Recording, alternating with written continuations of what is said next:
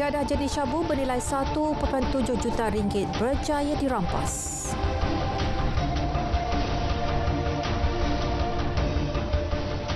Assalamualaikum dan salam Malaysia Madani. Cawangan narkotik Ibu Pejabat Kastam Diraja Malaysia JKDM merampas dadah jenis metavitamin atau syabu bernilai 1.7 juta ringgit dalam serbuan 4 September lalu di sebuah gudang di Pelabuhan Klang, Selangor. Pihak kastam menyita 6 buah kotak dan 5 daripadanya mengandungi bungkusan plastik lut sinar berisi serbuk kristal dipercayai syabu dengan berat kasa 51.36 kilogram. Modus operandi dalam kes ini adalah bagi mengaburi pihak berkuasa dagangan yang mengandungi sebanyak 338 plastik lut sinar yang berisi bahan dadah telah disorok di dalam 72 gelung pahit. Ada 72 gelung pahit. Dagangan ini telah diikrar sebagai pahit getah bertekanan tinggi.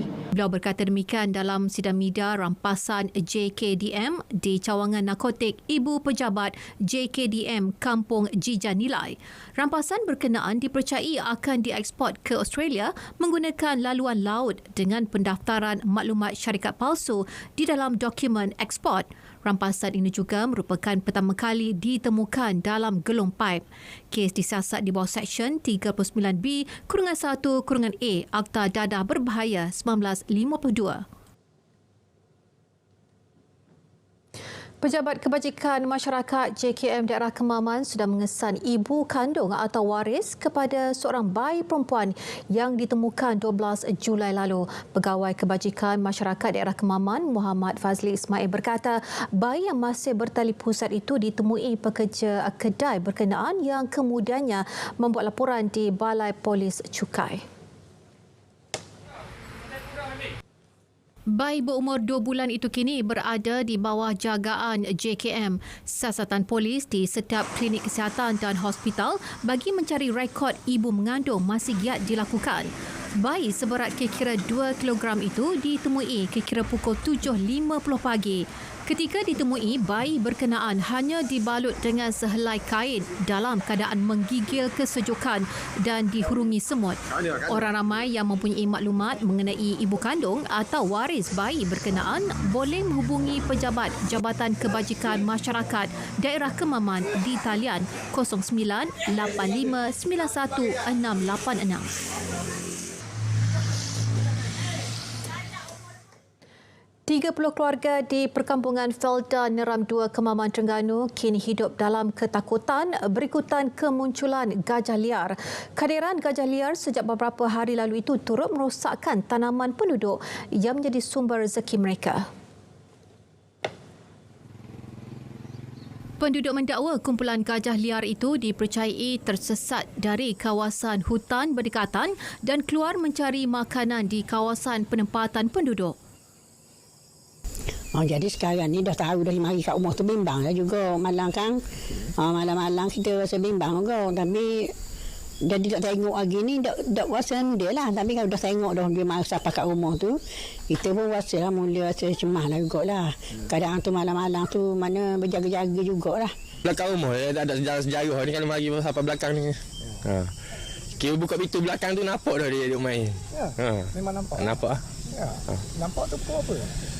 Pukul 3.30 malam tu tak? 3.30 pagi. 3.30 pagi. Ha.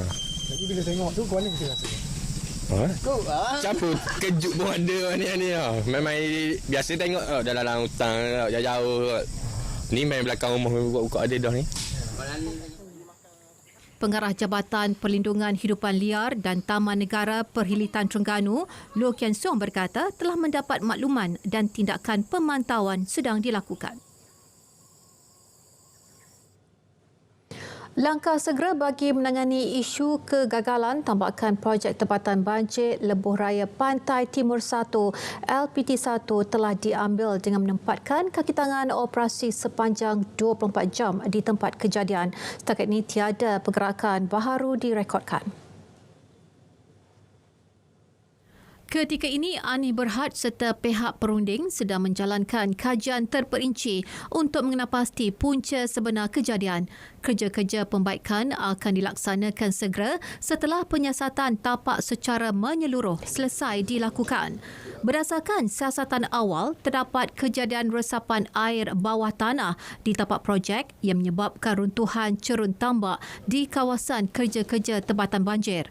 Para pengguna dinasihatkan untuk merancang perjalanan serta mematuhi arahan petugas di lokasi.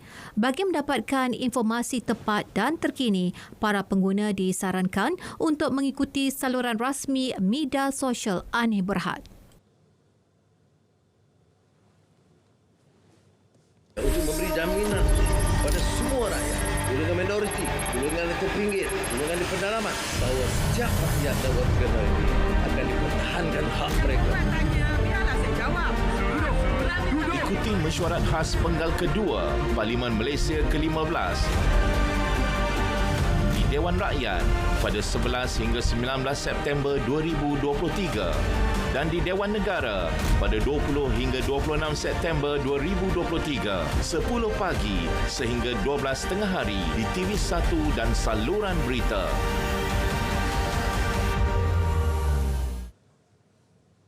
Kajian Separuh Penggal Rancangan Malaysia ke-12 melibatkan anjakan baharu agenda pembangunan negara kerajaan perpaduan selaras kerangka ekonomi madani. Berikut antara intipati pembentangan oleh Perdana Menteri Datuk Seri Anwar Ibrahim menerusi mesyuarat khas Dewan Rakyat.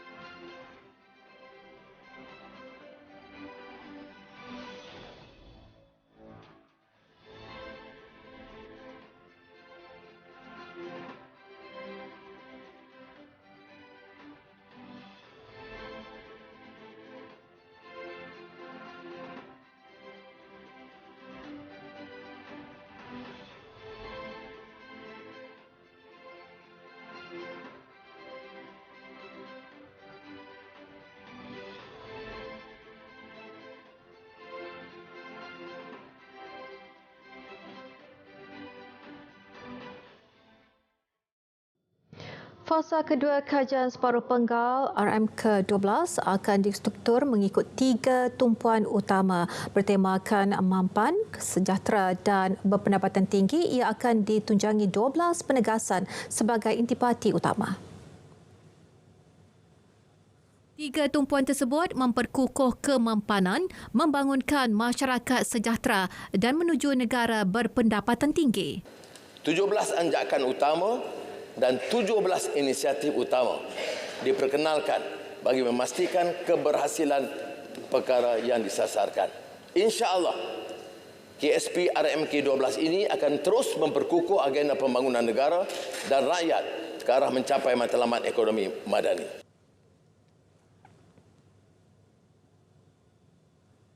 Sebanyak RM15 bilion ditambah kepada jumlah peruntukan sedia ada bagi RM ke-12 dan ini menjadikan jumlah keseluruhannya kepada RM415 bilion. Peningkatan ini adalah bagi menambah keperluan untuk membiayai bidang keutamaan rakyat di samping memperbaiki mutu pengurusan dan menyasarkan semula subsidi bagi menampung keperluan asas rakyat. Kerajaan komited membelanjakan sekurang-kurangnya RM90 bilion setahun bagi tahun 2023 hingga 2025. Pelanjangka sederhana itu akan dijajarkan semula dengan visi ekonomi madani. Anjakan baru bermula dengan menotahkan kemiskinan tegar, menyelesaikan masalah asas prasarana dan keperluan asas rakyat. Peningkatan jumlah siling perbelanjaan RM ke-12 sebanyak 15 bilion ringgit tidak akan memberi kesan kepada ekonomi negara. Menteri Ekonomi Rafizi Ramli berkata jumlah itu hasil daripada pertumbuhan ekonomi yang lebih baik selain penjimatan dalaman negara bagi tempoh 2024-2025. Kita yakin kita boleh berbelanja lebih dengan peruntukan yang lebih tanpa perlu berhutang lebih. Itu insya-Allah berhasil daripada sumbangan pendapatan yang lebih baik daripada hasil kerajaan dalam tempoh 2024 dan 2025. InsyaAllah hasil daripada pertumbuhan ekonomi yang lebih baik, tetapi ia juga hasil daripada pembiayaan dan perbelanjaan yang lebih teratur di peringkat kerajaan. Jadi dengan tata kelola yang lebih baik, kita yakin bahawa walaupun 15 bilion itu satu tambahan.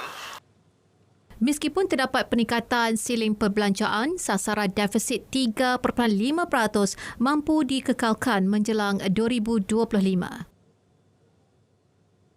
Usul kajian separuh penggal RM ke-12 dilihat merangkumi semua kumpulan sasar rakyat seluruh negara dan ini meliputi penyampaian secara fizikal dan rohani yang perlu diterjemahkan agar keberkesanan RM ke-12 dapat dinikmati oleh rakyat. Timbalan Perdana Menteri Datuk Seri Dr. Ahmad Zahid Hamidi berkata, imbangan peruntukan juga diberikan antara kawasan bandar dan luar bandar termasuk di Sabah dan Sarawak. Perancangan-perancangan itu telah dibentangkan tetapi ramai yang mendapat physical happiness tetapi kurang dari segi spiritual happiness. Maka kita harapkan agar ada perimbangan antara physical happiness dan spiritual happiness kepada semua rakyat dan semua kumpulan sasaran. Beliau menjelaskannya dalam sidang media di Parlimen. Kementerian Pelaburan, Perdagangan dan Industri MITI melihat kajian separuh penggal RM ke-12 bersifat komprehensif dan ini berikutan kajian tersebut memberi tumpuan menyeluruh kepada pelbagai sektor dan bidang meliputi industri halal dan TVET bagi melonjakkan ekonomi negara. Dari perspektif MITI, banyak isu-isu yang telah dibangkitkan adalah isu-isu yang saya rasa the timing is right. Ya. Contohnya dari sektor E&E, macam mana kita nak kukuhkan industri-industri yang ekonomi kompleksitinya lebih tinggi, isu TVET, isu dan STEM. Ya. Kita dari segi bakat atau talent pool kita perlukan lebih banyak fokus kepada memastikan kita ada supply of good talent dan minat student kita dalam STEM itu pun pernah ada disebut. Tambah beliau, fokus kepada keterangkuman juga perlu diberikan agar kajian ini memberi manfaat kepada semua lapisan masyarakat.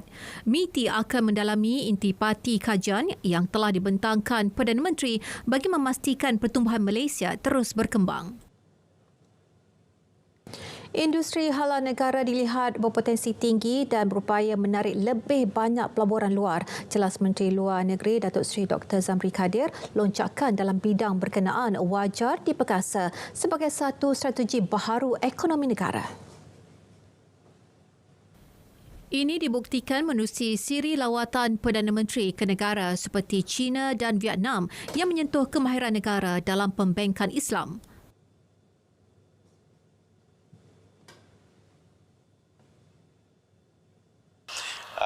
Dari sudut KLN, Kementerian Luar Negeri, saya melihat ada beberapa perkara penting yang boleh kita laksanakan bersama, iaitu pertama yang berkaitan dengan industri halal yang disebutkan oleh Yang Amat Berhormat, iaitu kalau kita lihat dalam rangka lawatan Yang Amat Berhormat ke seluruh dunia, seringkali Malaysia menjadi tumpuan dalam soal industri halal ini.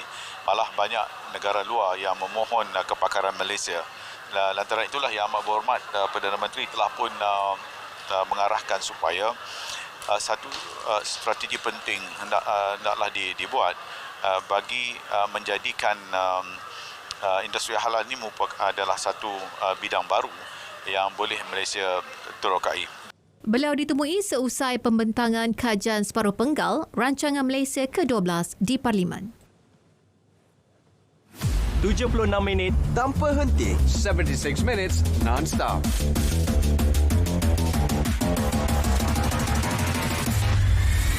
Transparent and concise. Paparan komprehensif, ringkas dan padat. Saksikan Kanta 744, 7.44 malam. Berita perdana 8 malam. Malaysia Tonight, 8:30 PM.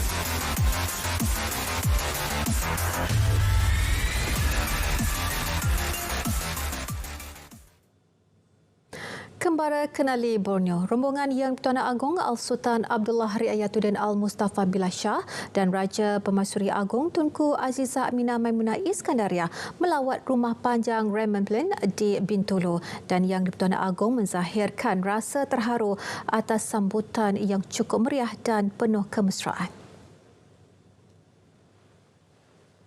Kunjungan pertama kali Sri Paduka Baginda dan keluarga ke Rumah Panjang akan sentiasa terpahat di hati dan menjadi pengalaman yang berharga.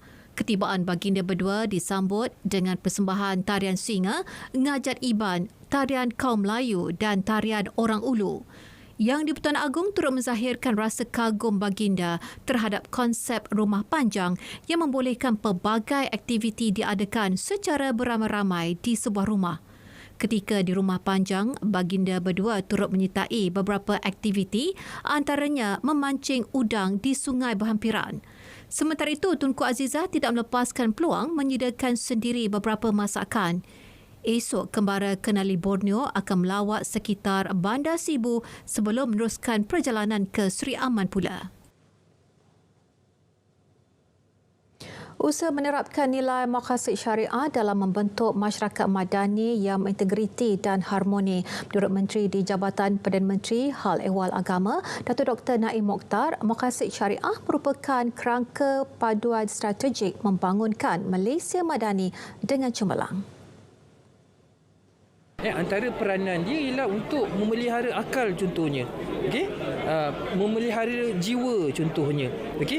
So jadi bila mana maqasid ataupun tujuan syariah tadi itu ialah untuk memelihara ke lima asas perkara tadi, secara tidak langsung masyarakat tersebut mempunyai nilai integriti, amanah, akhlak yang tinggi. Beliau bercakap kepada pemberita selepas menyempurnakan Majlis Pelancaran TH Khairat di Ibu Negara.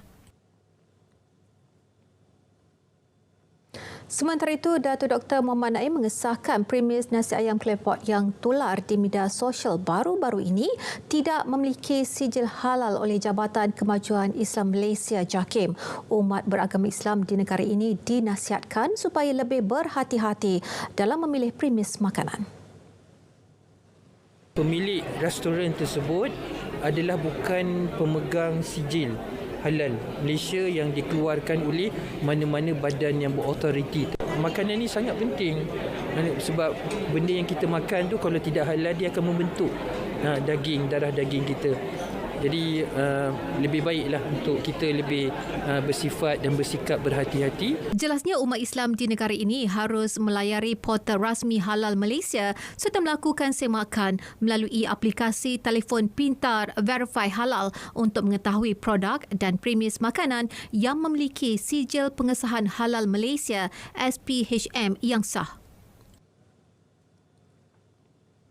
Jumlah bekalan beras tempatan dalam pasaran Negeri Sembilan masih mampu menampung permintaan pengguna meskipun berlaku penyusutan jumlah bekalan. Namun kerajaan diharap segera melaksanakan intervensi bagi memulihkan bekalan beras.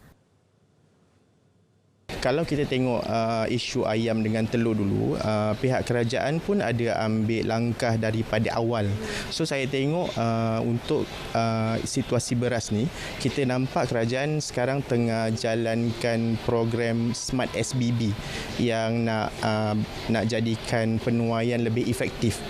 Kalau tak silap saya, dia announce dalam bulan 7 dulu, yang mana kalau kebiasaannya para petani dapat tuaian lebih kurang 3.75 tan metrik dalam 1 hektar, dia akan tingkatkan lebih daripada 50%. So saya tengok perkara ni, inisiatif ni sangat baik. Kalau dia mengurangkan harga selarasan untuk beras tu, baguslah, rakyat pun senang sikit. Pasal kemungkinan sekarang rakyat pun memang tahu harga meningkat. Lagipun bukan macam dulu, beras import dah memang meningkat. Jadi kita beli beras tempatan lah. Jadi kalau boleh selaraskan harga beras tu memang elok lah. Harapnya jangan mesti laksanakan. Jadi turunlah harga beras sikit sebab beras ni makanan utama kan. Terdahulu, Menteri Pertanian Keterjaminan Makanan Datuk Seri Muhammad Sabu memaklumkan langkah intervensi diambil sebagai solusi jangka pendek terhadap isu kekangan bekalan beras. Projek Smart Sawah berskala besar, Smart SBB, antara inisiatif yang akan dilaksana selain sesi libat urus antara pemegang taruh industri padi dan beras dalam mencari penyelesaian bagi jangka masa sederhana dan panjang.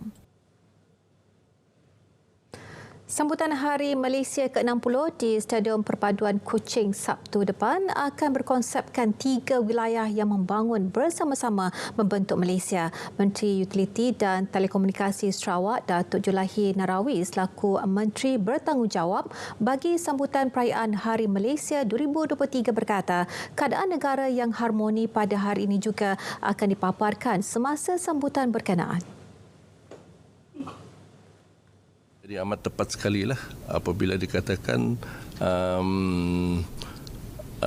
segulai sejalai bermaksud kita boleh bercampur gaul, hidup dalam suasana aman, damai, harmoni, tetapi kita pada masa yang sama dapat bergerak sehaluan, tidak mempunyai perbezaan untuk menjejaskan usaha pembangunan negara pada hari ini untuk tahap pembangunan yang lebih baik lagi di masa yang akan datang. Beliau ditemui RTM selepas mesyuarat Jawatankuasa Induk Hari Malaysia 2023 di Wisma Bapa Malaysia di Kuching, Sarawak. Yayasan Dakwah Islamiah Malaysia Yadim Wilayah Utara dengan kerjasama Persatuan Amal Bakti Perlis menyerahkan sumbangan bernilai lebih RM2,000 kepada 40 penerima. Sumbangan kepada veteran Angkatan Tentera Malaysia ATM itu sebagai menghargai pengorbanan yang dicurahkan demi agama, bangsa dan negara. Menurut Pengerusi Persatuan Amal Bakti Perlis Arif Afandi Arifin, usaha itu juga signifikan dengan Hari Kemerdekaan dan sambutan Hari Malaysia 16 September ini. Sumbangan tersebut cukup bermakna buat veteran tentera yang pernah berkhidmat ketika zaman kontroversi dan juga darurat yang majoritinya berusia 70-an. Menjelangnya sambutan Hari Malaysia, semua lapisan masyarakat diseru mempertahankan kemerdekaan negara serta sentiasa menyemai semangat patriotik dalam diri.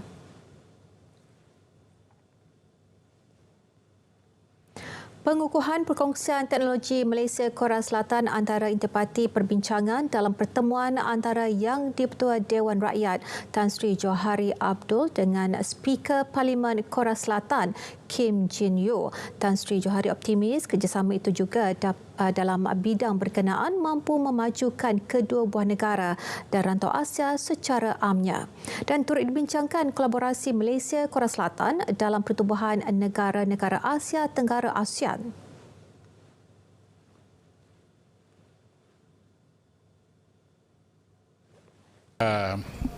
Dasarnya kita bincangkan bagaimanakah kita dua buah negara boleh mencapai kerjasama yang baik dari segi teknologi dan juga teknologi advancement. Dan saya memberitahu dia bahawa sementara hubungan dua hala kita baik, saya juga mengajak supaya dia melihat dari sudut ASEAN, sebab kita akan menjadi pengurusi ASEAN 2025 yang menjanjikan peluang yang lebih baik. Di ASEAN akan ada 680 juta jiwa, dan bagaimana dengan teknologi yang dia ada dan kerja kuat yang kita ada dengan tanah dan juga labor yang kita ada, bagaimana kita boleh membangunkan rantau ini sebagai satu rantau yang dihormati. Program Asian Road Safety Week ARSW edisi kedua kembali dengan bertemakan mobiliti yang selamat untuk semua dan ia memperjuangkan strategi keselamatan jalan raya bukan hanya untuk pemandu kenderaan bermotor tetapi juga untuk penunggang basikal dan pejalan kaki. Majlis dirasmikan oleh Timbalan Ketua Setiausaha Dasar Kementerian Pengangkutan, Datuk Norma Osman. We have lined up a lot of programs daripada untuk 5 hari inilah, ya. Kementerian Pengangkutan telah menerima, saya tadi telah menerima garis panduan perancangan laluan kenderaan micromobility daripada Kementerian Perumahan dan Kerajaan Tempatan. Garis panduan ini akan memastikan penggunaan kenderaan micromobility dengan selamat dan mengikut garis panduan yang telah ditetapkan. Beliau turut mencadangkan penambahbaikan melalui mengintegrasikan penggunaan kenderaan micromobility. Program dianjurkan Institut Penyelidikan Keselamatan Jalan Raya Malaysia MIROS bersama Cyberview bermula 11 September hingga 15 September ini.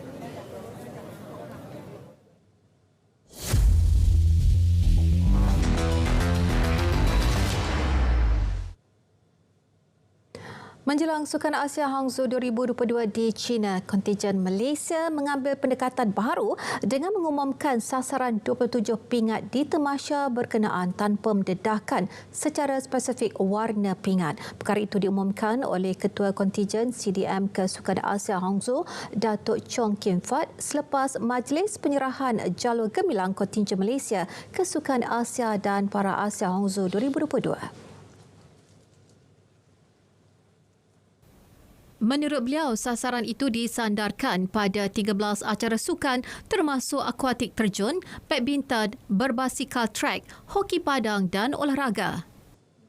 Keputusan mengumumkan sasaran pingat keseluruhan ini dibuat selepas mengambil kira pandangan semua pihak termasuk wakil dari Universiti Sains Sukan Nippon NSSU yang berkongsi kepakaran bersama dengan pihak Majlis Sukan Negara juga merasakan sasaran pingat emas sahaja akan memberikan tekanan berlebihan kepada atlet negara.